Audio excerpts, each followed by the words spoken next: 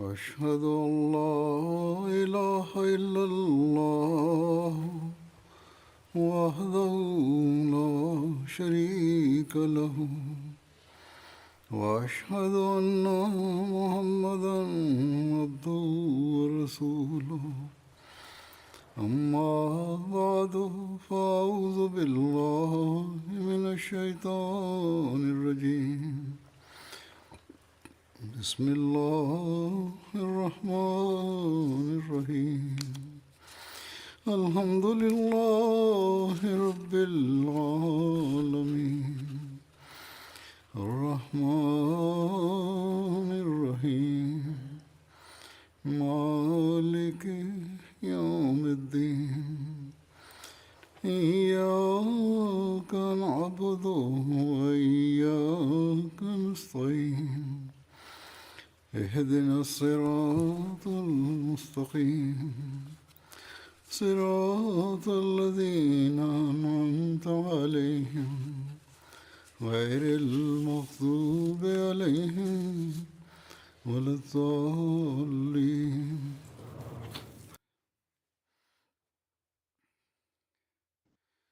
Hazreti Mesih Maud Aleyhisselatü Vesselam Kur'an-ı Kerim'in marifetini bize bahşetmiştir. Ya kendi kitaplarında ve buyruklarında bu marifeti anlamak ve ona göre amel etmek için bizim önümüze koymuştur.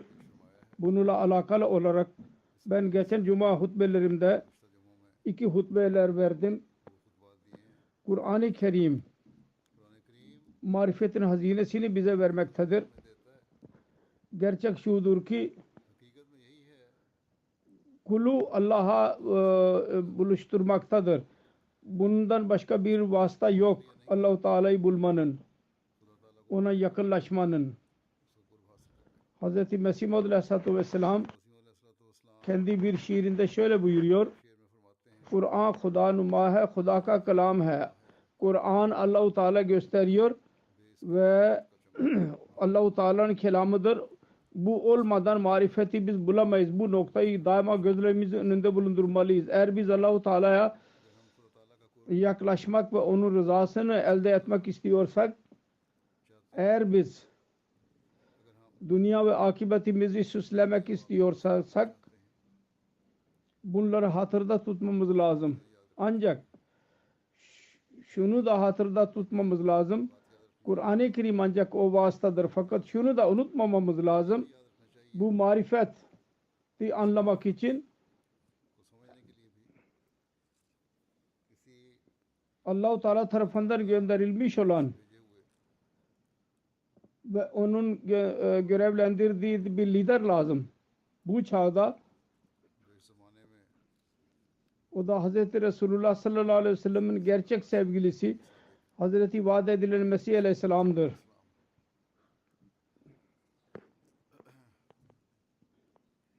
Kendisi Kur'an-ı Kerim'in değişik yönleri üzerinde derin bir şekilde bize ışık tutmuştur ve onun güzelliğini bize açıklamıştır.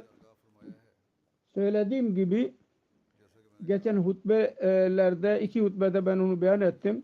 Kendisi Aleyhisselam'ın beyan ettiği ilim ve marifetin bu hazinesini ve Kur'an-ı Kerim'in talimatını anlamak, bu silsile daha bitmemiştir. Daha birçok madde vardı beyan edilecek olan bu konuda. Bugün dahi ben bu konuyu cari tutacağım ve Kur'an-ı Kerim'in özelliklerini ve makamını ve önemini Mesih Maud Aleyhisselatü Vesselam'ın buyrukları ve yazılarının ışığında beyan edeceğim. Mesih Maud Aleyhisselatü Vesselam derin bir şekilde Kur'an-ı Kerim'in yerini ve onun önemini bizim önümüze koymuştur. Ancak odur bizi Allah-u Teala'ya yaklaştıran ve Kur'an-ı Kerim'in talimatı üzerine amel eden, bunun anlamını bize öğreten. Onun için derin bir şekilde bunları dinlemek lazım ve anlamak lazım. Anlamamız lazım ki biz hayatımızın gayesini elde edenler olalım.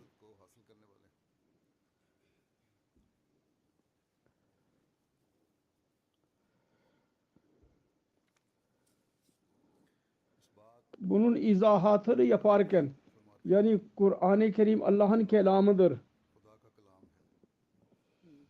Lala Bim Sin adına yazdığı bir mektupta Mesih Muhammed Aleyhisselatü Vesselam şöyle yazıyor. Daha birkaç gün önce Lekram adlı bir Brahman Hindu Arya idi. Kadiyana geldi benim yanıma ve dedi ki Ved Allah'ın kelamıdır. Kur'an-ı Kerim Allah'ın kelamı değildir. Ben ona dedim ki senin iddiandır. Ved Allah'ın kelamıdır. Ancak ben onun şu andaki durumuna göre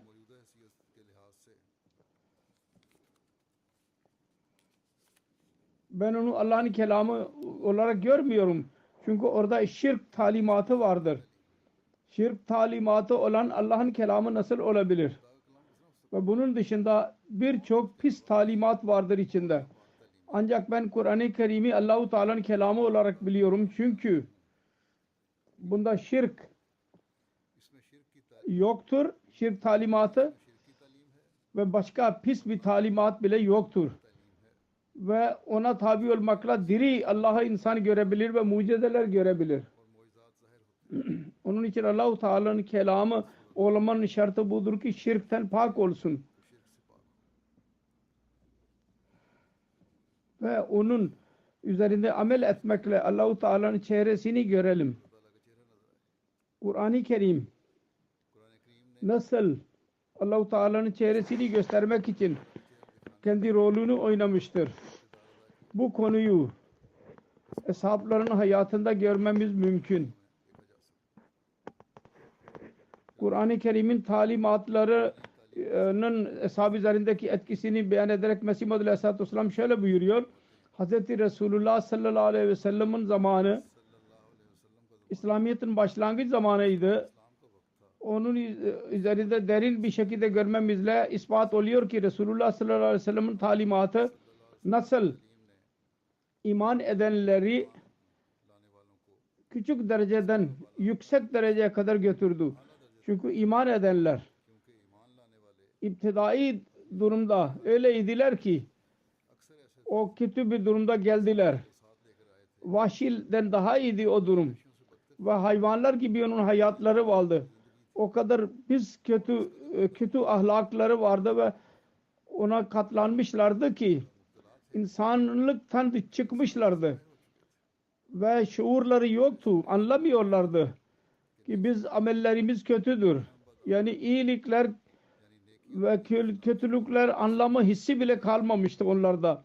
Onun için Kur'an-ı Kerim'in talimatı ve Resulullah sallallahu aleyhi ve sellem'in sohbetiyle eski etki onlar üzerinde yaptığı şuydu. Onlar hissettiler ki biz paklıktan tamamen ari idik ve kötülüğe saplanmış idik.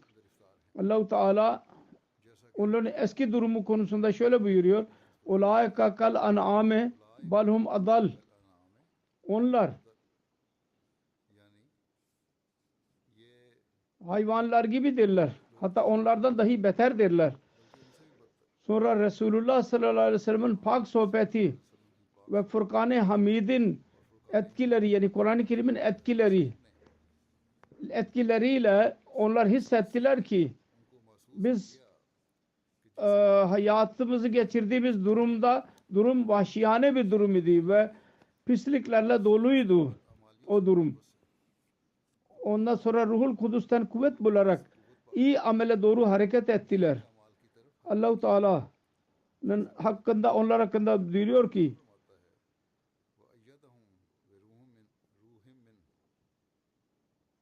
ve ayyadahum bi ruhim minhu. Allah-u Teala hak bir ruh ile onlara yardım etti. O gaybi kuvvet idi. İman ettikten sonra biraz sabır ettikten sonra insana nasip olur. Sonra onlar bu gücü elde ettikten sonra öyle bir derecede kalmadılar ki kendi ayıplarını ve kötülüklerini hissetmeye başladılar ve onun pisliğinden bizar oldular. Hatta iyiliğe doğru adım atmaya başladılar. Ve yarıya kadar yol açtılar ve kötülüklere mukabil iyi kuvvetler kazanmak için aralarında içlerinde kuvvet peyda oldu. Kötülüklerini uzaklaştırmadılar. İyiliklere dahi ulaştılar. Sonra Ruhul Kudüs'ün kuvvetiyle kuvvet kazanarak mücahedelere girdiler ve pak amellerle şeytandan üstün çıktılar. O zaman onlar Allah-u Teala'yı razı etmek için o mücahedeleri benimsediler ki onlardan daha fazla insan için başka bir şey düşünülmez. Allah yolunda onlar kendi canlarını çöp gibi bile değer vermediler. Allah-u Teala onların kalbini tamamen uyandırdı ve iyilik sevgisi onların kalbine indirdi. Budur işte Kur'an-ı Kerim'in onlar üzerindeki etkisi. Yerden kalktılar ve gök yüzünün yıldızları haline geldiler. Onlar hakkında Resulullah sallallahu aleyhi ve sellem buyurmuştur. Onlardan hiç birisi bizim için bir liderdir.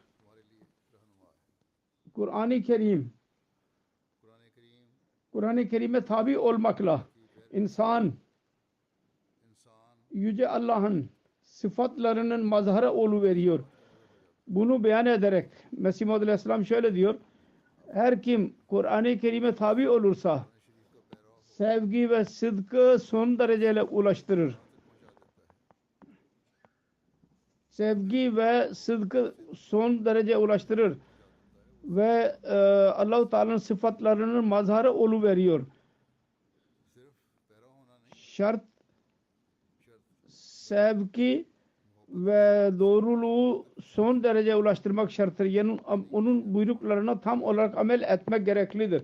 O zaman Allah-u Teala'nın mazharı oluyor. Sonra dedi ki bu netice güç ve kuvvetin olur. Ki Allah-u Teala'nın kelamı Kur'an-ı Kerim'de biz onu görüyoruz. O güç ve kuvvet başka hiçbir kitapta yoktur. Hiçbir insan kavminde ilhami olarak görünüyor. Belki onlar kitaplar uzun zamandan beri muharref ve mubaddel oldular. Yahut belki bu sebep olabilir ki kelimeler değiştirilmediler ancak manalar değiştirilmiştir. Yahut belki şu sebeptir ki Allah-u Teala bu son zamanda tefrikayı uzaklaştırmak için ve dünyanın bütün insanlarını bir kitap üzerinde toplamak için eski kitaplarının bereketlerini selbetmiştir. Yoksa onun sebebi nedir? Nasıl Kur'an-ı Kerim ve Hz. Resulullah sallallahu aleyhi ve sellem'e tam olarak tabi olmakla insan evliya cemaatine girebilir. Doğru onlara tabi olmakla Evliyaullah cemaatine katılabilir. O kitaplarda bu özellik bulunmaz. Sebep budur ancak ki o kitaplara tabi olanlar kemalatları inkar ediyorlar. İnsana kurb zamanında kendisine halis hasıl olabilir ve kemal ve harkul adette mucizelere kabul etmiyorlar. Hatta onlar üzerinde gülüyorlar. Ve bugün sebep budur. Allah'tan uzaklaştılar dinden. Dedi ki ancak biz onlara gülmüyoruz. Evet. Onların mahrumluklarını görerek biz ağlıyoruz. Onlara sempati vardır kalbimizde. Allah-u Teala'dan uzaklaşarak, onun sıfatlarını unutarak, yeni dinin, yeni zamanın aydınlığını, kötü karakterini, ismini vererek tekrar hayvanların hareketini yapmaya başlamışlardır. Ve bugün biz maddiyatçı insanlarda biz görüyoruz. Her neyse Mesih Maud Aleyhisselam daha sonra şöyle buyuruyor. Ben burada geçmiş olan hikayeleri beyan etmiyorum. Aynısını beyan ediyorum. Kişisel olarak ben onları biliyorum. Ben Kur'an-ı Kerim'de bir güç buldum. Ben Hz. Resulullah sallallahu aleyhi ve sellem'e tabi olarak bir özellik gördüm. Başka hiçbir dinde bu yoktur. O da şudur ki buna tam olarak tabi olan vilayet makamına ulaşır. Allah-u Teala onu kendi kavliyle müşerref etmeyle, fiiliyle gösteriyor onu ki ben aynı Rabbim. Yeri ve yeryüzünü ve göğünü yaratan. O zaman onun makamı yıldızlardan daha ileri geçer. Ben bu konuda müşahede sahibiyim. Allah-u Teala benimle kelam ediyor. Ve birden 100.000'den daha fazla mucize göstermiştir bana. Ben bütün dünya peygamberlerine saygı göstereyim ve onların kitaplarına bile terbiye ediyorum. Ancak diri din yalnız İslam'ı görüyorum. Çünkü bunun vasıtasıyla bana Allah belli oldu. Her kim benim bu beyanatıma şüphe ediyorsa bunları araştırmak için benim yanıma gelsin 2 ay. Burada kalsın. Ben onun bütün masraflarını karşılayacağım. Yeterince ve dedi ki benim için din diri olan olur ancak ve diri ve yeni kudretleri Allah'a gösterir.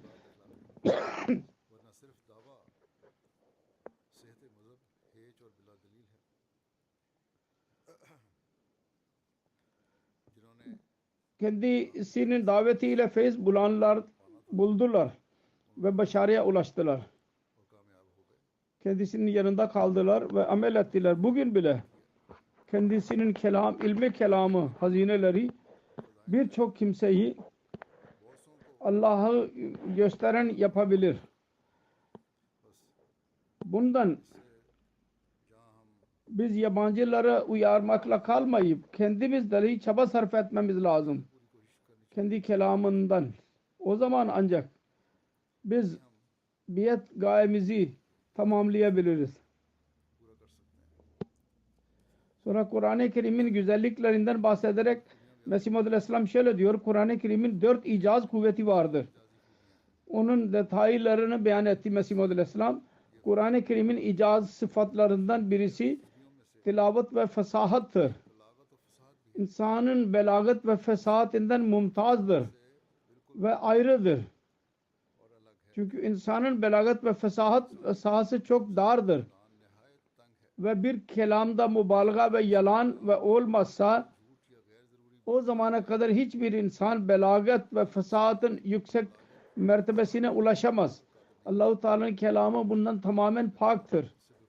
Hiçbir karışıklık yoktur. İkincisi şudur ki ne kadar kıssa beyan ettiyse gerçekten onların hepsi gaybi haberlerdir.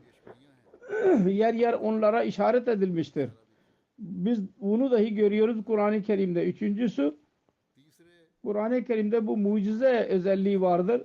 Bunun talimatı insan fıtratını kemale götürmek için tam olarak malzeme bulunduruyor kendisinde. Ve yakin mertebesine ulaşmak için deliller ve mucizeler gereklidir. Hepsi bunda mevcuttur. Dördüncüsü başka bir güzellik bunda şudur. Kamil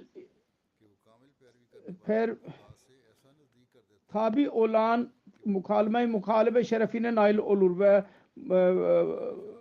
mükafatlar bereketler kendisinden belli olur ve Kur'an-ı Kerim'in bir noktası hatırlamaya değerdir. Mümin kamil üzerinde gökten olan kerametlerin bir mucizesi Allah'ın işidir. Onun vasıtasıyla hiçbir insan bu benim güzelliğimdir diyemez. Müminin kendi güzelliği takva ve taharet ve iman kuvveti ve taharettir, paklıktır. Nasıl ki bir duvar üzerinde güneşin ışığı vurursa o ondan ayrılabilir. Duvarın güzelliği budur ki onun temeli bir taş üzerinde olsun. Öyle kuvvet olsun ki ne kadar sel gelirse gelsin ve ne kadar kasırga olsun o duvar sallanmasın yerinden. İmanın bile öyle durum olmalı.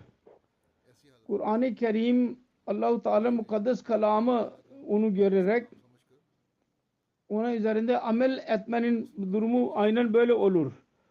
Budur bizim imanımızı kuvvetlendiren ve bizi Allah'a buluşturan. Hiçbir kasırga, bir tufan, bir muhalefet insanı kendi imanından sallamasın. İnsanın güzelliği budur ve daima Allah-u Teala'nın kelamının güzelliği bununla çoğalır. Onu anlamaya çalışır.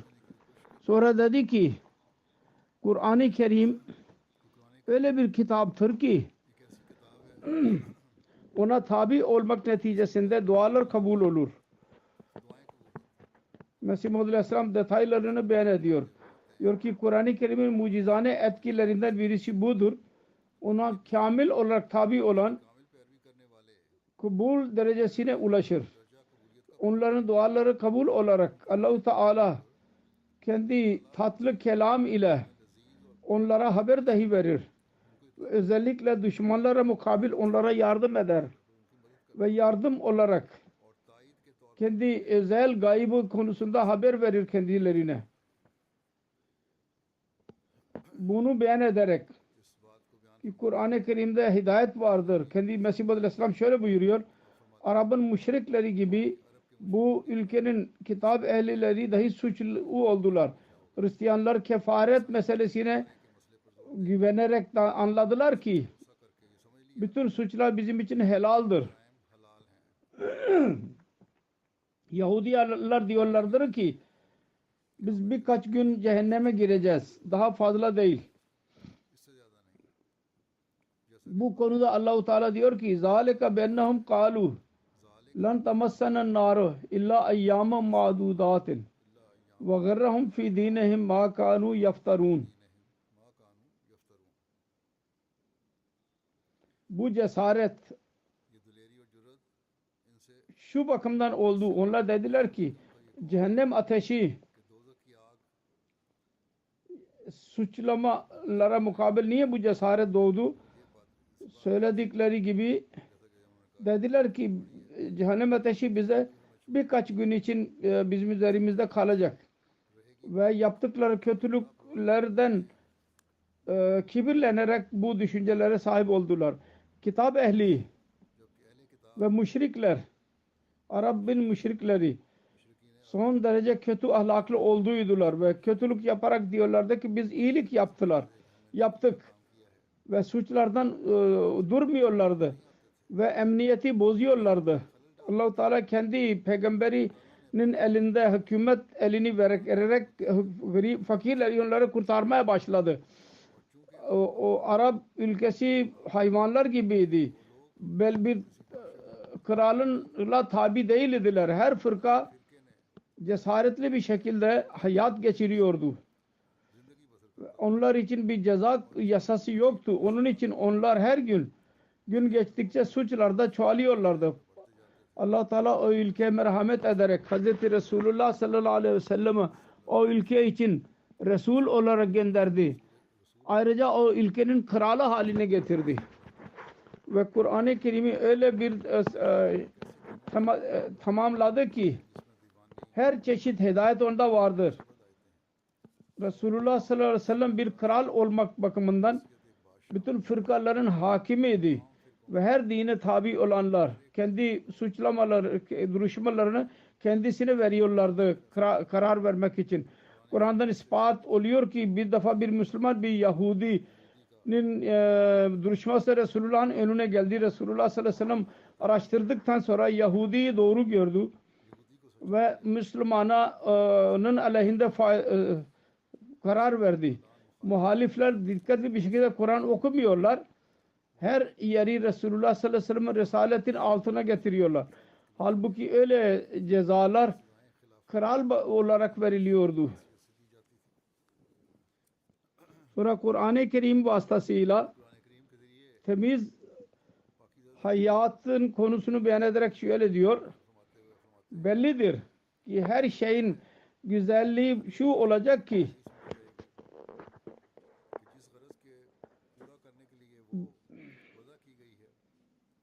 hangi şey için talim indirildiyse onu tamamlasın. Mesela bir dana satın almıştır. yer sürmek için onun işi yer sürmek olacak. Ve onun için kullanılacak. Ve onu iyi görecek. Aynı şekilde asıl garaz, asıl gaye gökten inen kitabın şu olmalı. Kendisine tabi olana kendi talimat ve tesir ve ıslah kuvveti ve manevi kuvvetiyle her günah ve pisliklerden çıkararak pak bir hayat ona versin. Ve pak etmek için ettikten sonra Allah-u Teala'yı tanımak için tam basiret versin kendisine. Ve bütün mutlulukların kaynağı olan sevginin kaynağı kendisine versin. Çünkü asıl bu sevgi necatın temelidir. Bu asıl cennet budur ki ona girdikten sonra bütün azaplar yok olur. Ve insan diri ve kitaptır Kur'an-ı Kerim. Diri bir kitap. İlhami odur ki Allah-u Teala'yı isteyeni bu gaye için ulaştırsın ve kötü hayattan kurtarsın ve o sevgiliyle buluştursun. Onun vesalı tam necattır. Ve bütün şüphelerden onu temiz etsin. Öyle kamil marifet versin. Ki güya o kendi Rabbini görsün.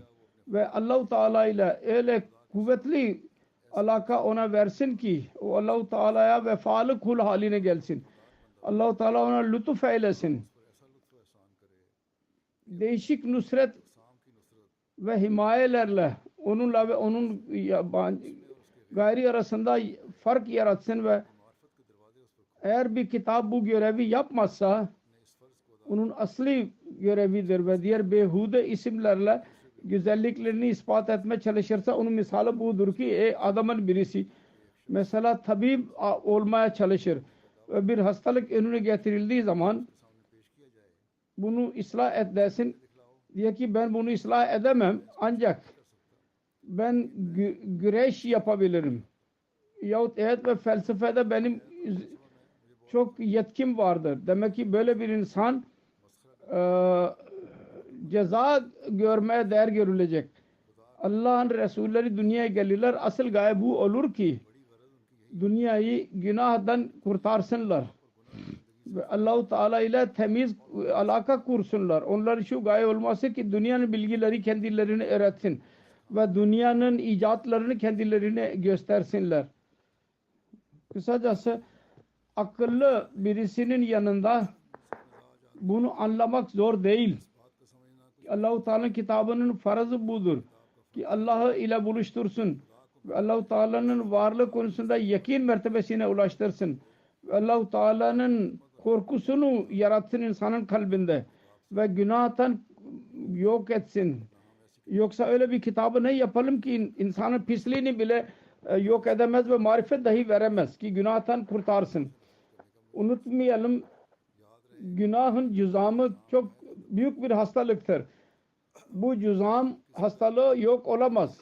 Allah-u Teala'nın marifeti ve onun heybeti ve yüceliği ve kudretinin belli yağmur gibi yanmasın. İnsan Allah-u Teala onun kuvvetiyle görmesin. Nasıl ki bir keçi arslanı görüyor. 2 adım. İnsanın ihtiyacı vardır ki günahının muhlik hisselerinden uzaklaşsın. Allah-u Teala'nın yüceliği kalbine girsin ve nefsani şahvatlardan üzerine düşen ve takva sermayesini birdenbire yok eden onlar yok olsunlar. Ancak o pis hisler ki hastalık gibi geliyor ve onun hissiz haline getiriyor. İnsanın uydurduğu Allah vasıtasıyla olabilir mi bunlar yok? Yahut bir kefaret ile yok olabilirler mi? Onun sıkıntısı insana hayır. Bu küçük bir şey değil. En fazla üzerinde düşünmemiz lazım olan şeydir. Bu korkusuz ile var olan helaket ki onun temeli günah ve masiyettir. Ondan nasıl insan korunabilsin? İnsan yakini lezzetleri bırakamaz. Lezzetler. Demek ki olursa zannederek bize inşallah sonradan verilecek nasıl olacak onu bırakamaz. Evet. Bir yakin ikinci yakinden insanı uzaklaştırabilir. Mesela bir yakin vardır. Kesin bilim. Burada bir orman vardır.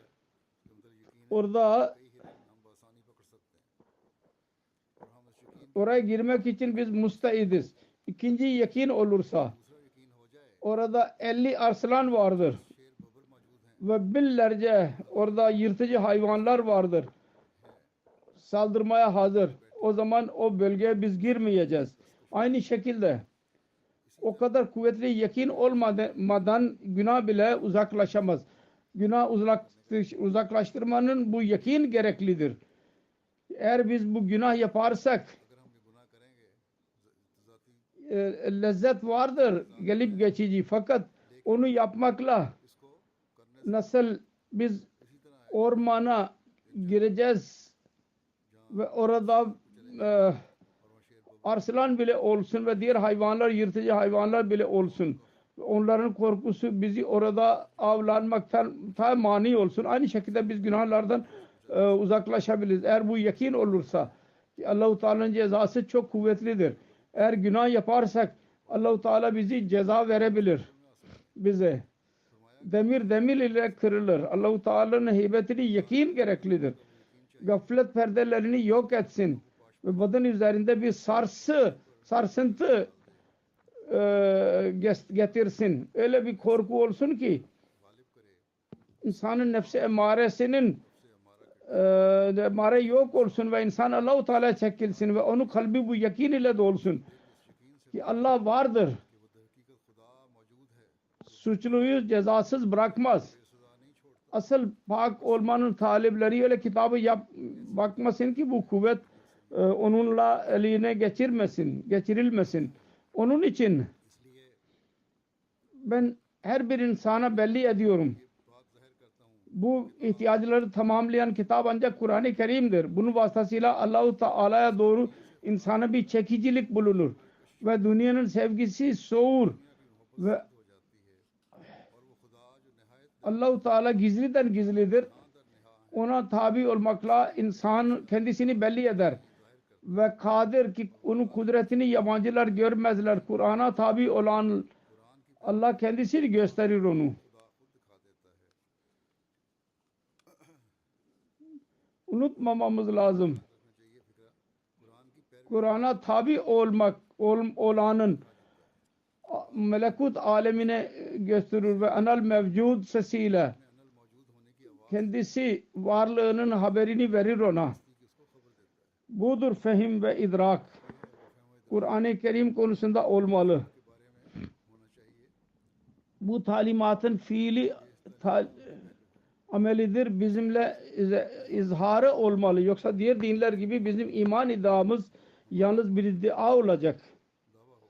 Şimdi burada dedi ki bu kitap ıslah eder. Diğerler yapmazlar. Çünkü onların talimatı kamil değil. Onun için yapmazlar. Eğer biz Kur'an-ı Kerim'e inanıyorsak ve ıslah olmuyorsa biz suçluyuz. Çünkü buyurduğu gibi biz kamil tabi olmadık ona. Eğer kamil ona amel etmezsek nasıl ıslah olacak? Onun için çaba sarf etmemiz lazım. Tabi olalım. Allah-u Teala onu bize nasip eylesin. Sonra şöyle diyor. Bizim müşahedemiz ve tecrübemiz ve bizden önce geçmiş olanların tecrübesi şuna şahittir. Kur'an-ı Kerim kendi manevi özellik ve kendi kişisel etkiyle tabi olanı kendisine doğru çeker ve onun kalbini aydınlatır. Ve büyük kerametler göstererek Allah ile onun kuvvetli ilişkisini kurar ki kılıçla bile kesilemez. Onu paramparça etmek ister. Kalp gözünü açar ve günah pınarını kapatır. Allah-u Teala'nın lezzetli mukaleme ve muhatebesini duyar. Gayb ilmisi kendisine nasip olur ve kelam kendisine nasip olur. Her kim mukabileye gelirse Kur'an-ı Kerim'e tam olarak tabi olan Allah-u Teala heybet verici kerametlerle onu belli eder. O onun kelama tabi olanından yanındadır Allah-u Teala. Onun için tabi olmak şarttır. Sonra bunu beyan ederken ki Kur'an-ı Kerim şirkten necat vasıtasıdır. Şöyle diyor, Kur'an-ı Kerim tevhidin tohumunu Arap biladı, Fars, Mısır, Şam, Hind, Çin, Afganistan, Keşmir ve saire yerdeki vatanlarda tohum atmıştır ve şirki yok etmiştir. Bu öyle bir iştir ki bunun benzeri hiçbir zamanda bulunamaz.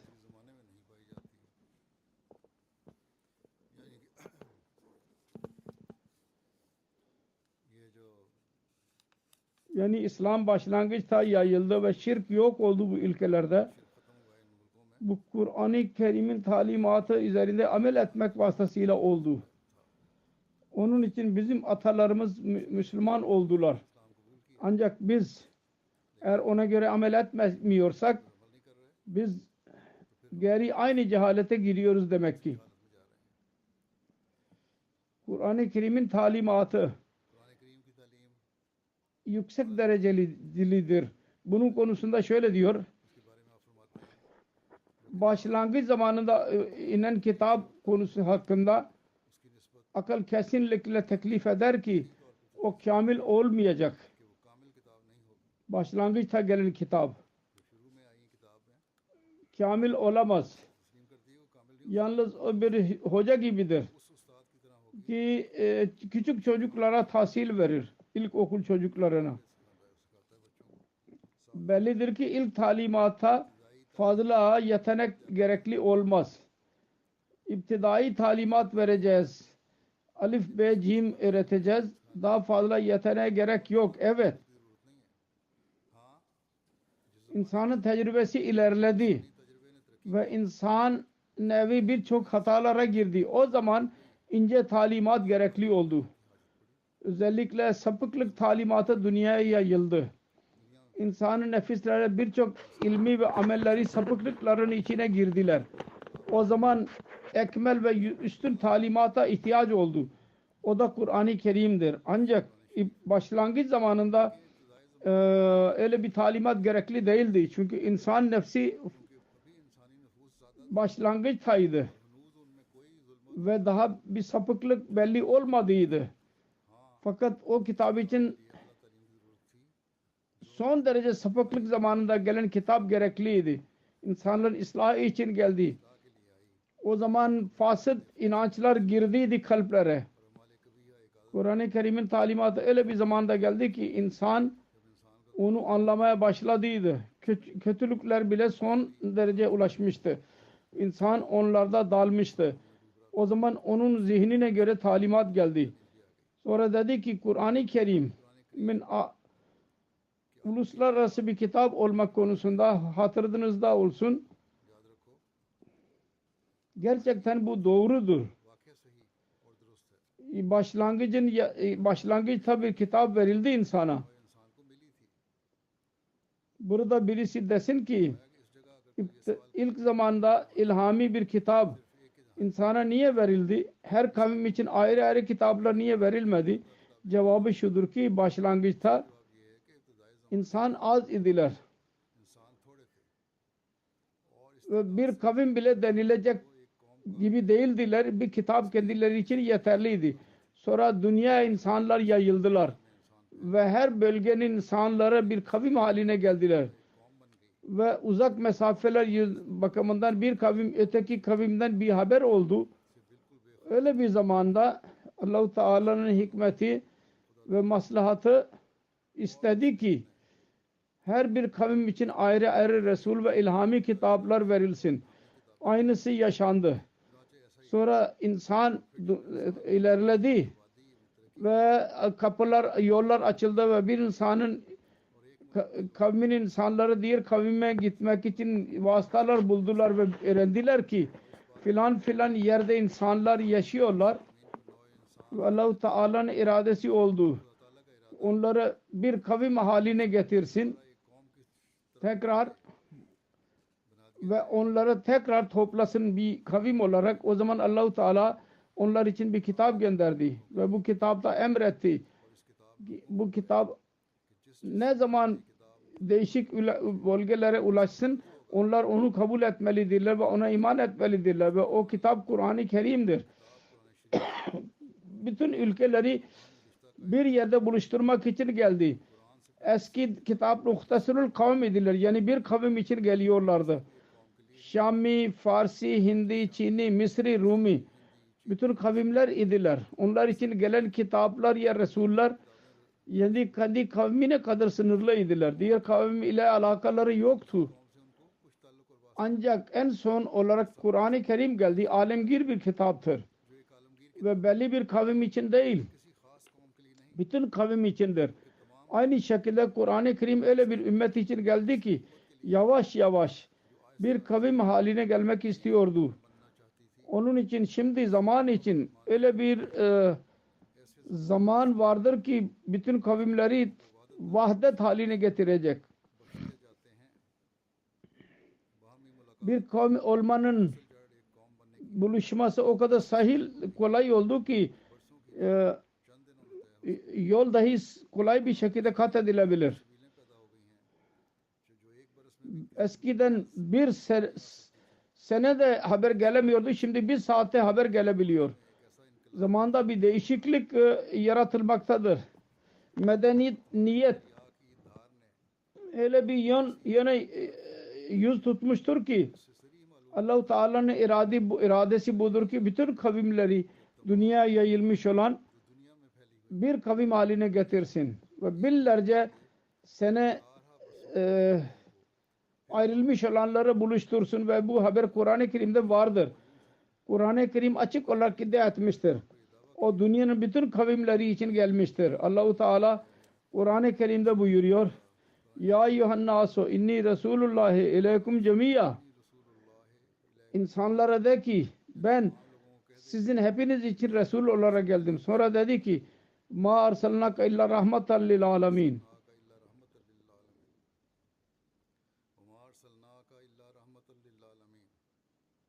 Yani ben bütün alemler için seni rahmet olarak gönderdim. Sonra dedi ki liyekuna lil alemina nazira.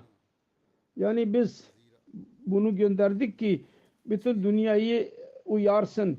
Fakat biz kuvvetli bir şekilde diyoruz ki Kur'an-ı Kerim'den önce hiçbir ilhami kitapta bu iddia yoktur. Her birisi kendi risaletini kavmine kadar sınırlı tutmuştur. Sonunda Hristiyanlar Tanrı dediler. Onun ağzından bile aynısı çıktı. Ben İsrail'in keçilerinden başka birisine gönderilmedim. Hz. İsa aynısını söylediydi. Kitab-ı Mukaddes Bible'da vardır. Ve bugünkü durum bile beyan etti ki Kur'an-ı Kerim'in bu iddiası genel tebliğ tam zamanındadır. Çünkü Resulullah sallallahu aleyhi ve sellem'in zuhurundan sonra tebliğ kapısı açıldı. Sonra şunu beyan ederek ki Kur'an-ı Kerim'in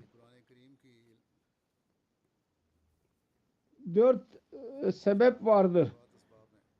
İlal-i erba'a her şeyin 4 illeti olur. Sebepler olur. İlal-i erba şunlardır.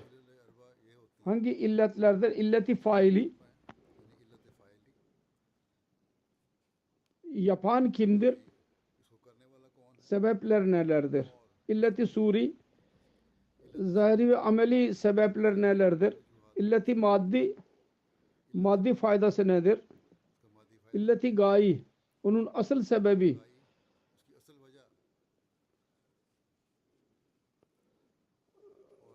nedir? Bu makamda Kur'an-ı Kerim'in 4 illeti beyan edilmiştir. Dedik illeti faili bu kitap Elif Lam Mim'dir. Alif Lam Mim'in anlamı bence Anallahu alamu. Ben Allah'tır. Allah'ım en fazla bilgiye sahip benim. Allah biliyor ki insanın yaratılışının gayesi nedir? Ve illeti maddi zalikel kitabudur. Bu kitap Allah-u Teala'nın Teala tarafından gelmiştir. En fazla bilgiye sahiptir o. Buna amel ederek çok faydalar elde edilebilir. İlleti suri la reybe fihe. Bu kitabın güzelliği ve kemalatı budur ki bunda asla bir şüphe yoktur. Öyle güzel talimattır ki ona bir benzeri yoktur. Müstahkım kuvvetlidir. Her iddia delillerle belli edilmiştir. İlleti gayi şudur, hudellil muttakindir. Yani bu kitabın nüzulü zamanında bu gayet buydu ki muttakilere hidayet versin. Ve gerçek kitabın gayesi bu olmalı.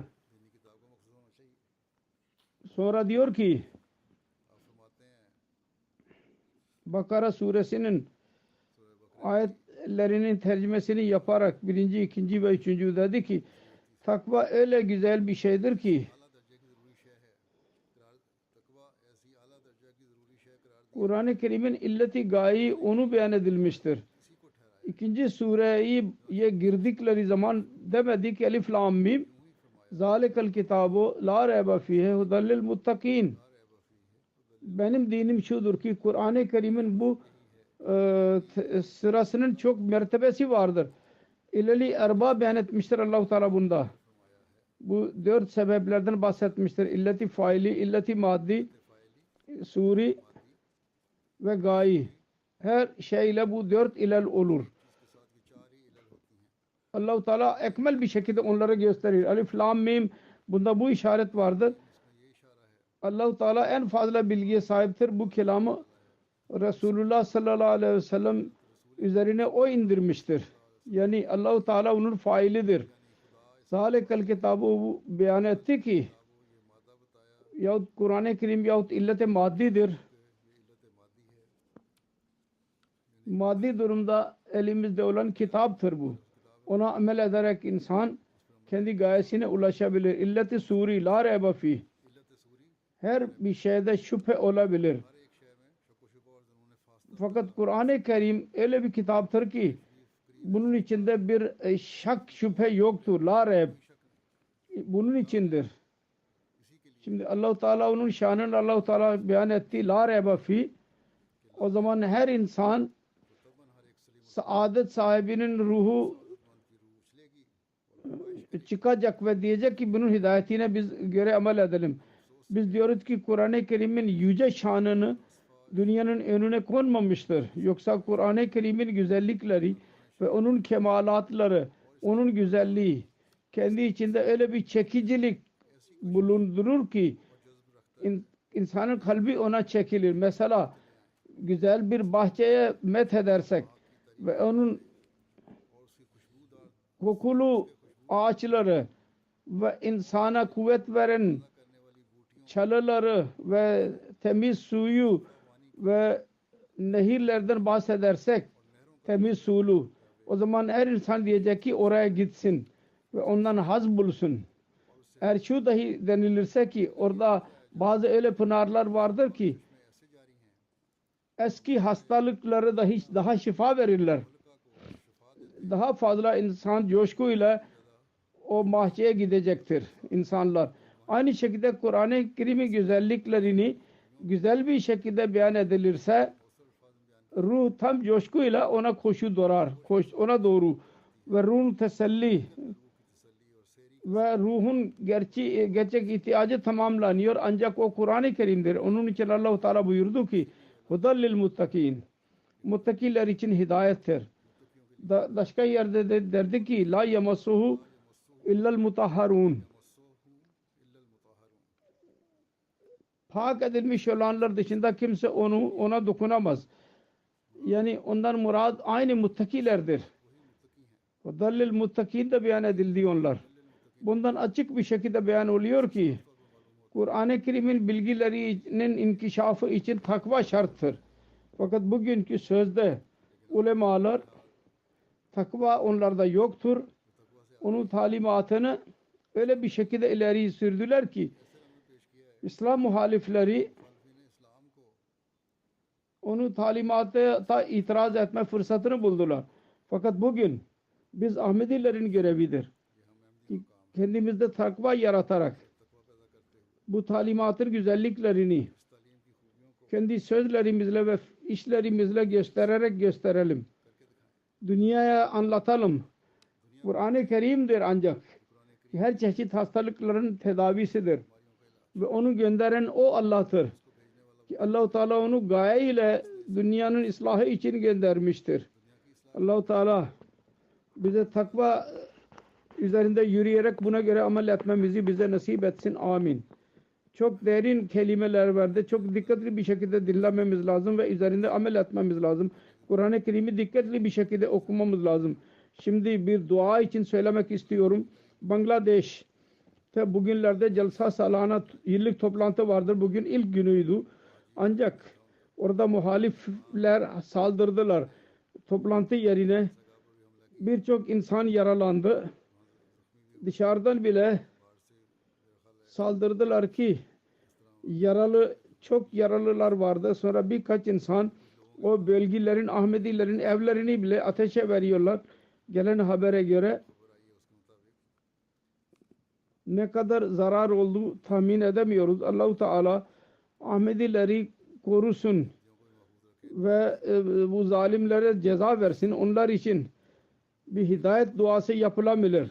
Allahümme mazzikum kulla mumazzakkin ve sahikum tasika duası vardır ancak ki yapmamız lazım. Ya Rabbi onları paramparça et.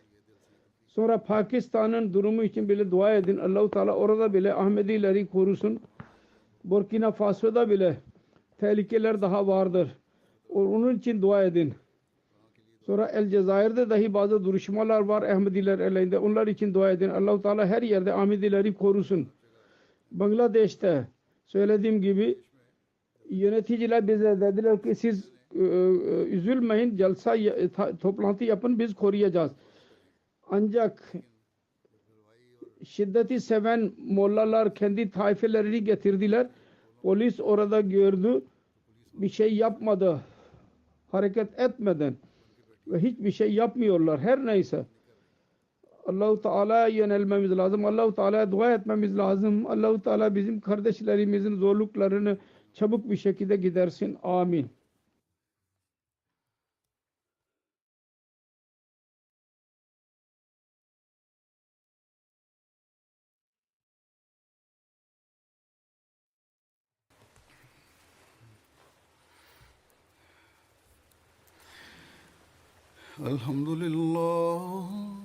الحمد لله نحمده ونستعينه ونستغفره ونؤمن به ونتوكل عليه ونعوذ بالله من شرور أنفسنا ومن سيئات أعمالنا من يهده الله فلا مضل له ومن يضلل فلا هادي له ونشهد أن لا إله إلا الله ونشهد أن محمدا عبده ورسوله عباد الله رحمكم الله إن الله يأمر بالعدل والإحسان وإيتاء ذي القربى